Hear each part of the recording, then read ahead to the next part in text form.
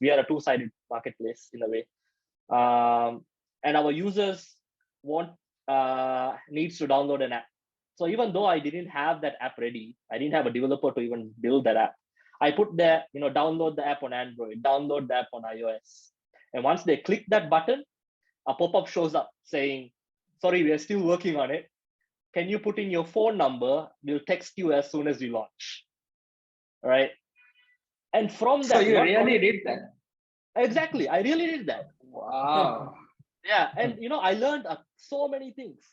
So number one, I got the day my app was ready, I already had over 20,000 people ready to download it. I had their phone numbers. And on top of that, I had two buttons, right? Android and iOS. I learned that only 15% of people that were interested in my business were clicking the iOS button. So most of my people that were interested in my business were Android users. So I didn't need to hire an iOS developer to begin with. I can satisfy 85% of people that were interested by just saving some costs and launching Android and validating my business more, getting my customers more, and then use that income to have my service on both platforms. So I mean, that's a bit of a bootstrap story, but I think what Inaz said as well, it's very important to work on yourself first. Know what your shortcomings are, know what you need to prioritize. So even when we raised funds, we already had roughly 20,000 users, and we also had a 200k ringgits, which is, if I convert, like a 50,000 ringgit deal already closed. And that was a lot of validation to. And oh yeah, when we closed our first deal, we didn't have our technology ready yet either, but we used that as validation to get our get our investors also to buy in even more to the idea, so that they know that even though we are young, even though our business is only about 6 to 7 months old, we are already getting users and getting customers, and that helped us close the deal. We've been talking to them even before, before we had this many users, this many customers. But that just basically, they were already keen, they were already interested. But when it comes to giving your bank details and making the transaction, having that traction, having those customers, or having done something, just helps you close the deal way so much easier, so much faster. But I'm just sharing the good parts. If I were to go into the bad parts, I would say we spoke to. I was looking at the number of pitch decks we made before this session, and we personalized it for every single one. We had more than 80 pitch decks we've made. Some we do reshare, so I don't know what the actual number of people we spoke to is. There are about 80 pitch decks that we did before we raised our first round, and we got only 3 investors, angel investors at that time. Yeah. Oh, that's interesting, and that's a very interesting use case, and then because the time when you get the result on iOS and Android, so you have a very clear picture where you put the money, where to invest much more money. Otherwise, Exactly. you would have gone ahead with iOS app and Android app, and it's kind of a waste of money in the initial stage, right? Exactly. I think another thing is, when you speak to customers, you know what they really care about. What is the one feature that they are actually buying into you for? And when you realize that, the amount of time the developers take also reduces. So I can tell them, hey, I have an idea that has 20 different features, to, hey, I just need this feature so that I can close this deal and launch. Everything else can come afterwards, Okay. That's very, very interesting. Thank you, Dhanish. Inaz, what did your investors look for when they finance your startups? Well, that's a very good question, actually. Obviously, the first thing is how much emotionally connected I am with my idea and what I have done so far. was one of the key things, because when I met, I mean, obviously what I also do is when I kind of open up this, we're talking about our local community, we're talking about Hulumale or Male, right? Very, very small community. I'm actually learning a lot from Danish, and that was a very interesting journey that you have shared with us. So I'm looking into a very small community where I could actually find this right time, right location to get somebody attracted to my idea. So first thing is to express that with passion. What I think one of the biggest downfall at the beginning was I wasn't really clear of what I'm trying to achieve out of this space that I have received, I have got, and where I'm going with this whole thing. So once I realized, as Iyaz said very rightfully, why I'm connected with this business and why I'm going ahead with this idea is because I thought I could do, I could add so many value in many aspects, and this whole component is missing in the industry for 50 years. So there's a nice story, beautiful concept, and many things that I can connect itself. So that was basically the key thing to me to when I approached the investor, to make sure that I can get their attraction and get their interest and keep on going. And I think that was a really big story that Danish said. There were more than 80 people, right, or even more.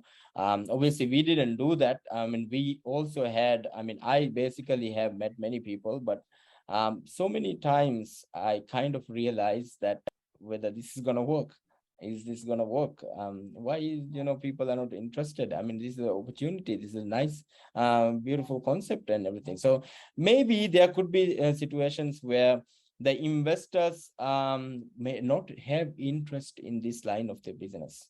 They're not very exposed to it. For example, to me, to invest in Danish project might not be the most ideal thing because I have limited information. But if Danish is able to convince me as an investor, then that could be very limited chance where I could put my money in there. That's what I realized when it comes to investors. Investors also have many different areas that they look into, not just any sort of line of business, but the most important thing they look into is the person. That's why I said we have to rebrand ourselves, interpersonal skills, develop ourselves, present nicely, speak nicely, make sure that the person can feel that there is a strong person behind this idea. It's not only idea coming into play, but there is a person who has this whole ethics, knowledge, and he can do it, and the way he speak gives confidence. And this is basically all combined. As Iyaz said, capital is only one aspect of it, but everything around is you, or the person, or entrepreneur, or the people who are listening to this conversation. It starts with us, because that's where we have to transform. Unfortunately, I really like this platform because this is going to be, a lot of educating, information sharing. It's going to add a lot of value to our community. But when we really look into my friends and my community and the people that I know, most of the ideas are born in restaurants. That's why no wonder why Maldives restaurants are always full with coffees, right? This is all about, we drink Red Bull and we discuss the ideas on coffee for 3 hours, 4 hours, and it becomes, we feel like it's almost there. It's almost like ready. Yes, you take this part. Sometimes we pretend to do some board meetings even in the restaurant. This is our community. This is where we are now, but actions is missing.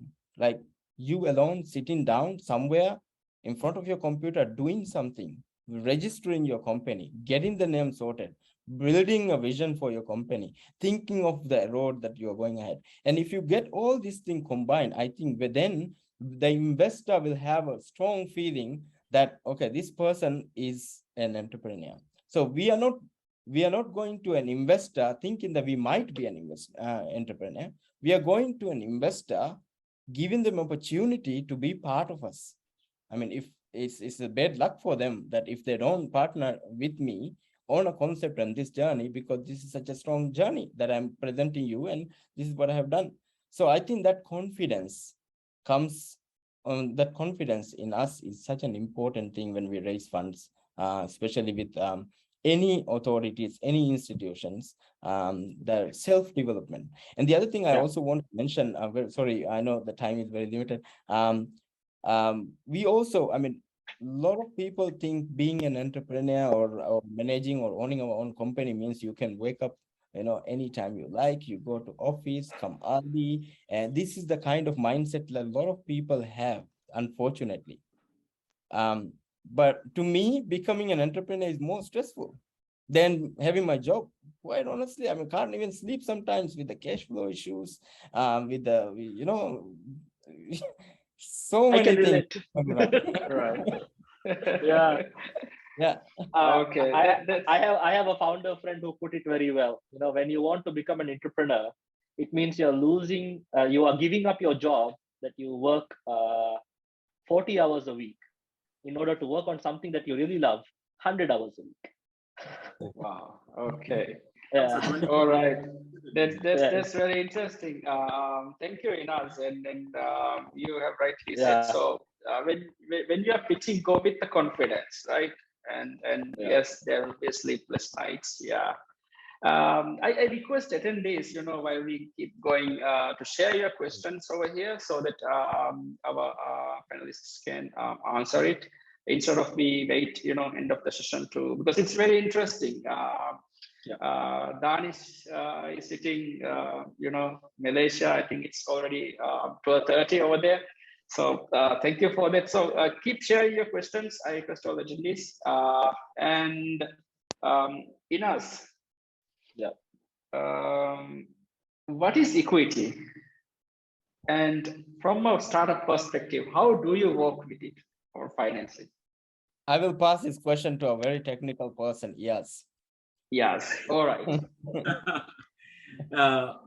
Okay, let's talk about equity at the beginning. I think this is one area a lot of startup founders are reluctant actually to give up at the beginning, and even after. And this is one reason, you know, I mean, unfortunately, we have very few Maldivian companies. I think even in the past, like 20 years after our stock market has started, maybe about 15 years, only one private company tried to go public, you know, through stock market, but they also couldn't fulfill all the stock exchange regulations, so they couldn't go public. So this shows that as a community, we have reluctance to actually give even 1% of our share to somebody else.